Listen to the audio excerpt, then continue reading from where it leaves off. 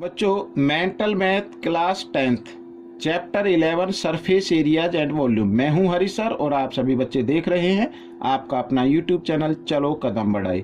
जो बच्चे हिंदी मीडियम में पढ़ते हैं उनके लिए अलग से चैनल है जिसका नाम है मैथ्स विद हरी सर। आइए उसको भी मैं चाहता हूं कि उसको भी आप ज्वाइन करें, देखिए, सब्सक्राइब करें, अच्छी लगे तो।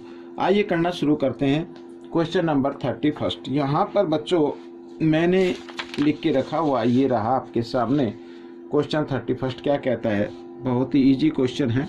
देखो, the volume of cuboid is 36 times the volume of cube. ठीक है, यानी क्यूब की जो वॉल्यूम है उससे क्यूबॉइड की वॉल्यूम 36 टाइम्स ग्रेटर है। If the dimension of cuboid are 9 centimetre, 18 centimetre and 48 centimetre. ठीक है, ये क्यूबॉइड की डायमेंशन गिवन है। Then find the total surface area of cube. Cube का टोटल सरफेस एरिया आपको फाइंड आउट करना है। ठीक है, तो क्या करना होगा भाई, क्यूब का सरफेस एरिया फाइंड आउट करना है तो सबसे पहले आपको एज का मालूम होना चाहिए कि एज कितनी, तभी तो आप कर पाएंगे। आइए करना शुरू करते हैं। तो वॉल्यूम गिवन है तो वॉल्यूम से हम शुरुआत करते हैं। तो यहाँ पर लिखा है, देखो मैं कर देता हूँ, वॉल्यूम ऑफ क्यूब और इक्वल वॉल्यूम ऑफ क्यूबॉइड। ठीक है, मैंने इक्वल कर दिया लेकिन इक्वल नहीं है। मैंने इक्वल लिख जरूर दिया लेकिन ये इक्वल नहीं है। इसमें कहा है कि ये जो क्यूबॉइड की वॉल्यूम है ना ये 36 टाइम्स है। अगर मैं क्यूब की वॉल्यूम को 36 टाइम कर दूं तो दोनों क्या हो जाती है, इक्वल हो जाती है। लेकिन वॉल्यूम ऑफ क्यूब क्या होता है, a की पावर 3 होता है और हमने इसको कर दिया 36 टाइम्स। ठीक है, इस तरीके से। और वॉल्यूम ऑफ क्यूबॉइड यहाँ पर गिवन ही है तो क्या होगा 9, 18 और 48। तो इन दोनों इनको हमें क्या कर देना, मल्टीप्लाई कर देना, यही आपकी वॉल्यूम हो जाती है। ठीक है, length into breadth into height, यही तो होती है। अब क्या करना है, अब ये 36 इधर मल्टीप्लाई में इधर आकर ये डिवाइड में आ जाएगा तो इसको इधर डिवाइड की फॉर्म में ले आए। ठीक है, इस तरीके से, और यहाँ पर ये आ गया। ठीक है, इसको आप डिवाइड कर लीजिए। 9 से करते 9 1 जा 9, 9 4 जा 36 और 4 से यहाँ पर कर देते 4 1 जा 4 और 4 2 जा 8। ठीक है, ये आ गया। तो बच्चों अब हमें निकालनी है ए, निकालनी है। इधर ये क्यूब है, इधर आकर ये क्यूब रूट में कर देना कन्वर्ट। ठीक है, इस तरीके से। अब 18 और 12 की मल्टीप्लाई कर देते हैं। 12 8 जा कितना होता है, तो 12 8 जा 96। यहाँ पर लिख देना है 6 कैरी 9, 12 1 जा 12 और 9 21। ठीक है, ये आ गया। अब क्या करना है, अब 216 का क्यूब रूट क्या होता है, 6 होता है बच्चों। तो 6 सेंटीमीटर ए आ गई। अब आप इसका सरफेस एरिया निकाल सकते हैं। ठीक है, तो यहाँ पर मैं लिख लेता हूँ सरफेस एरिया ऑफ क्यूब। तो फॉर्मूला क्या होगा, 6a²। ठीक है, तो 6 इंटू 6 इंटू 6 इस तरीके से। तो 6 6 जा 36 और यानी 6 को 3 टाइम्स मल्टीप्लाई करें तो 216 आएगा। ये आपका आंसर आ गया बच्चों। ठीक है, तो ये क्वेश्चन आपका सोल्व हो गया। अब क्वेश्चन सेकंड क्या कहता है, मीन्स 32 क्या कहता है ये देख लेते हैं। देखो, a solid spherical steel ball of radius R, जिसकी रेडियस क्या है, आर है, वाज सिल्वर पॉलिश्ड, उसके ऊपर सिल्वर की पॉलिश की गई है, and then cut into 4 similar pieces. ठीक है, और उसको फिर बाद में क्या किया, 4 सिमिलर पीसीज यानी एक जैसे 4 पार्ट में उसको डिवाइड कर दिया है। ठीक है, अब सबसे पहले यहाँ पर स्फेरिकल स्टील बॉल दी हुई है। ठीक है, बॉल मीन्स स्फीयर हो गया। तो बच्चों और उस पर क्या की गई, पॉलिश। तो आइए करते हैं, देखो यहाँ पर तो क्या निकालना है, सरफेस एरिया निकालना है। ठीक है, तो सरफेस एरिया ऑफ बॉल क्या होगा, 4 पाई r², ये होता है। अब इसको क्या किया है उसने, 4 पीस में क्या कर दिया, 4 पीस में इसको डिवाइड कर दिया गया। अगर हम इसको 4 से डिवाइड कर दे इस तरीके से तो यानी 1 पार्ट ये आ गया। 1 पार्ट क्या आ गया, 4 यानी पाई r², क्या आ गया, पाई r² आ गया। ठीक है, इसमें लिखा है find the non polished area of each piece, यानी अब देखो बच्चों मैं आपको बताता हूं, मान लीजिए ये स्फीयर है, ये वाला। अब इसके चारों तरफ पॉलिश की गई है। अगर हम इसको इस तरीके से काटते हैं तो हेमिस्फीयर इधर भी हो गया, इधर भी हो गया, ठीक है। और फिर इस तरह से काटते हैं तो इधर भी हेमिस्फीयर बन रहा है, इधर भी बन रहा है। यानी कि अगर हम इसको देखें कि भाई जिस पे पॉलिश नहीं हुई है वो ईच एरिया क्या है, वो है बच्चों, यहां पर मैं लिख देता हूं पाई आर स्क्वायर। क्या है? Pi are square. भाई 4 पीस को ऐड कर दें तो 4 पाई आर स्क्वायर बन जाता है, और 1 पीस का क्या होता है? Pi are square. तो यहां पर जो फर्स्ट का आंसर है, find the non polished area of each piece, ठीक है। तो यहां पर मैं लिख देता हूं known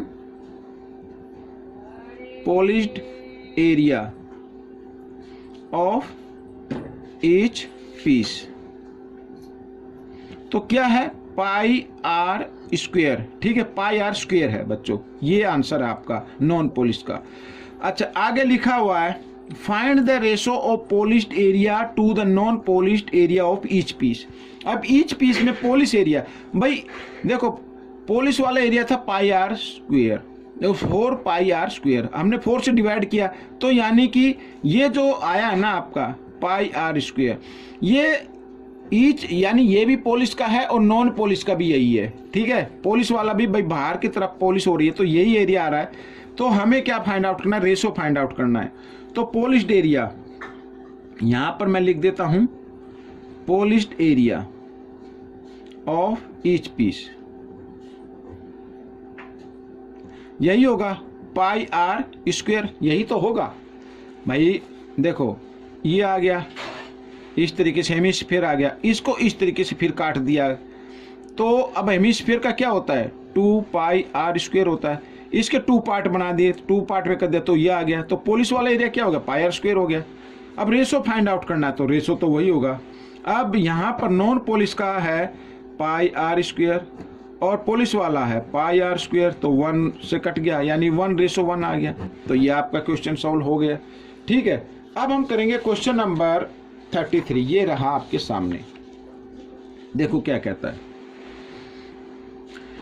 the height of circular cylinder is increase 6 times and base is decrease by 1/9 time, by what factor of lateral surface area is increase. कितने सरफेस एरिया है वो कितना इंक्रीज हो जाएगा। अब देखो मैं आपको बताता हूँ, यहाँ पर सर्कुलर सिलेंडर है, ये मान लो ये है, ठीक है, ये आ गया यहाँ पर। अब ये रेडियस इसकी मान लो R1 है, ये R1 ले लेते हैं, और ये हाइट इसकी H1 ले लेते हैं, ठीक है। अब इसमें एक इसकी इंक्रीज कर दी गई है, यहाँ पर ये देखो इंक्रीज क्या की गई है, यहाँ पर हाइट इंक्रीज कर दी गई है, ये हाइट हो गई, ये इंक्रीज कर दी गई, यानी अब ये 6H हो गई, ठीक है, ये 6H हो गई, ये H1 थी ना, ये H2 कितनी होगी? 6 हो गई, और ये रेडियस क्या है? R2 है, रेडियस क्या है? R2, ठीक है। आगे कहता है एंड बेस इज डिक्रीज्ड, जो बेस है ये यहां पर ये बेस है, यानी सर्कल, ऊपर तो सर्कल ही होता है ना, कितना डिक्रीज हो गया? ये हो गया 1/9 टाइम, ठीक है। अब यहां पर जो पहले का जो सिलेंडर है पहले वाला, उसका सरफेस एरिया अगर निकाले, मतलब सर्कल का एरिया निकाले, बेस का एरिया निकाले, तो यहां पर क्या होगा? एरिया ऑफ बेस सिलेंडर, यहां पर 1, यहां पर लिख लेता हूं 1, इसका क्या होगा? पाई आर स्क्वायर होता है। और इस जो सेकंड सिलेंडर है इसका क्या होगा? इसका भी यही होगा पाई आर स्क्वायर। अब मैं दोनों को इक्वल रख देता हूं, देखो पाई आर स्क्वायर और यहां पर पाई आर स्क्वायर। अब दोनों मैंने, ये R1 है, ये R2 है, ये वाला, ठीक है। अब देखो मैंने यहां पर क्या किया, दोनों को क्या कर दिया मैंने? इक्वल रख दिया, लेकिन ये क्या है, इसको भाई ये वाला ना, इसका डिक्रीज कर दिया, ये वाला। तो अगर ये डिक्रीज हो गया है तो हमें इसको डिक्रीज करना पड़ेगा इक्वल बनाने के लिए। ये मैंने इक्वल बनाने के लिए इसको डिक्रीज कर दिया, ठीक है। अब पाई से पाई कैंसिल कर दीजिए। अब देखो यहाँ पर r की पावर कितनी है? 2, यहाँ पर सेकंड आ रही है, और यहाँ पर क्या आ गया? R²/9 आ गया। हम इसको लिख सकते हैं R/3, और ब्रैकेट में बाहर 9 इस तरीके से 2 लिख सकते हैं। R को 2 टाइम्स मल्टीप्लाई करेंगे, R², 3 को 2 टाइम्स मल्टीप्लाई करेंगे तो 9 आ जाएगा। ठीक है, लिख सकते हैं इसे। अब स्क्वायर से स्क्वायर काट दीजिए, यानी r की वैल्यू, ये जो सेकंड r है इसकी वैल्यू क्या आ गई, r/3 आ गई। ठीक है, अब हमें क्या निकालना भाई, इसका सरफेस एरिया क्या होता है, पहले वाले सिलेंडर का सरफेस एरिया होता है बच्चों 2πrh, ये होगा फॉर्मूला। और सेकंड वाले का भी क्या होगा, यही होगा। ठीक है, तो यहां पर मैं लिख लेता हूं surface area of cylinder second cylinder का, तो होगा 2πrh, यही होगा। अब देखो 2 पाई की जगह पाई, r क्या है, r ये आ गई r/3। ठीक है, ये आ गई। और h क्या है इसकी, 6h है, तो इसकी जगह 6h लिखेंगे। अब 3 से 3 1 जा 3, 3 2 जा, ये आ गया। ठीक है ना, 6। अब इसको मल्टीप्लाई करते हैं तो 2 2 जा कितना आ गया, 4π। ठीक है, 4πr और h ये आ गया। अब यहां पर ये रहा पहले वाला 2πrh। अब इससे पता लग जाएगा कितने इसमें जो सरफेस एरिया कितना इंक्रीज हो गया। तो 2πrh से πrh कट गया, 2 1 जा 2, 2 2 जा 4, यानी कि ये जो नए वाला है ये 2 टाइम्स हो गया ना, 2 टाइम्स इंक्रीज हो गया बच्चों। ठीक है, कितना इंक्रीज हो गया, 2 टाइम्स इंक्रीज हो गया। तो ये क्वेश्चन आपका सोल्व हो गया। क्वेश्चन नंबर 34 क्या कहता है, देखो 3 equal cube are placed adjacently in a row. ठीक है, 3 क्यूब है, एक रो में उनको प्लेस कर दिया गया है। Find the ratio of total surface area of the new cuboid to that of the sum of 3 surface area of 3 cubes. ठीक है ना, यानी कि अब इस तरीके से ये आप देख रहे हैं, ये वाला ये हो गया और एक ये हो गया। ठीक है, इस तरीके से इनको क्या कर दिया गया है, यहां पर मैं आपको बता दूं, वैसे छोटे बड़े बन रहे हैं, कोई दिक्कत नहीं, इग्नोर करें। इनको ना एक लाइन में लगा दिया गया है। अब भाई इनको एक लाइन में लगा दिया गया है, तो लाइन में लगाने से क्या बन गया, ये इस तरीके से क्यूबॉइड बन जाएगा। तीनों को अगर हम क्या कर देंगे, ऐड कर देंगे तो, ठीक है ना, तीनों को अगर हम ऐड कर देंगे तो क्यूबॉइड बन गया। तो यही हमें इसमें फाइंड आउट करना है, रेशो फाइंड आउट करना है, टोटल सरफेस एरिया। अब मान लो भाई साइड वगैरह तो इसमें कुछ गिवन नहीं है, तो इसकी मान ली ए है, इसकी क्यूब की क्या ए है, तो ये ए और ये ए। अगर इनको तीनों को ऐड हम एक लाइन में लगा देंगे तो लेंथ हो जाएगी क्यूबॉइड की। यहां पर मैं लिख लेता हूं लेंथ ऑफ क्यूबॉइड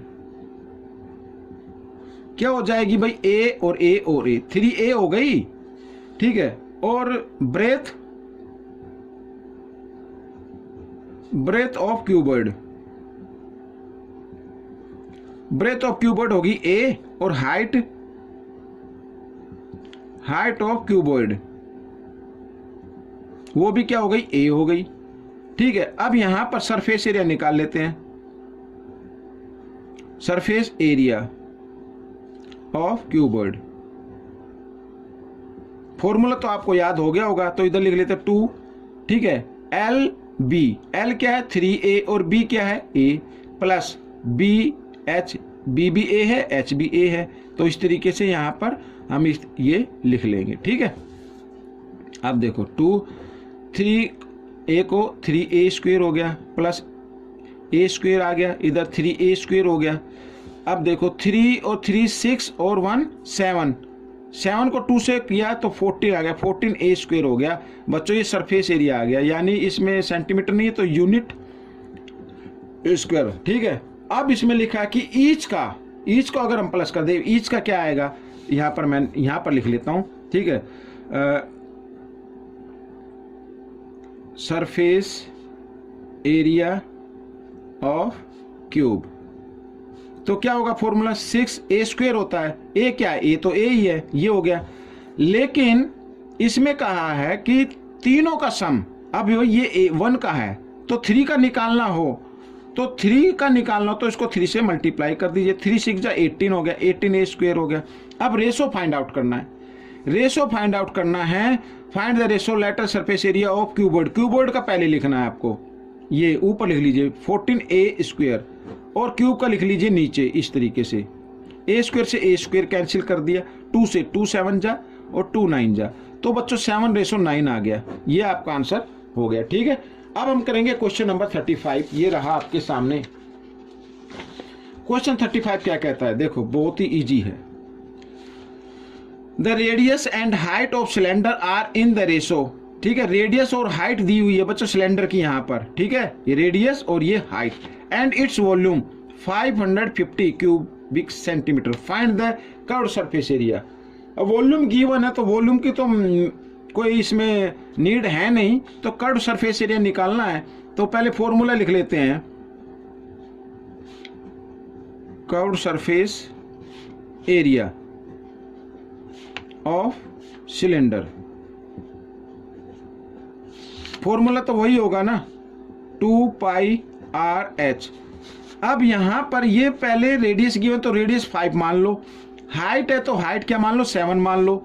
ठीक है, तो 2 पाई की जगह पाई की वैल्यू, और आर क्या है 5 ले लीजिए, और इनटू फिर लिखा है हाइट ये 7, तो ये 7 ले लो। 7 से 7 कैंसिल हो गया। ठीक है, 22 5 जा कितना होता है 110 होता है, और इसको कर देना 2 से मल्टीप्लाई, ये रहा 2, तो 11 2 जा 22 और 0, तो बच्चों ये आपका एरिया आ जाएगा। ठीक है, तो ये क्वेश्चन आपका सोल्व हो गया। तो बच्चों ये वीडियो कंप्लीट हो गई है। फिर मैं वही कहना चाहता हूँ एक बार फिर कि आप ज़्यादा से ज़्यादा प्रैक्टिस कीजिए, ताकि आपके अच्छी रैंक आ सके, अच्छे मार्क्स आ सके। मिलेंगे नेक्स्ट पार्ट में। Till then, thank you.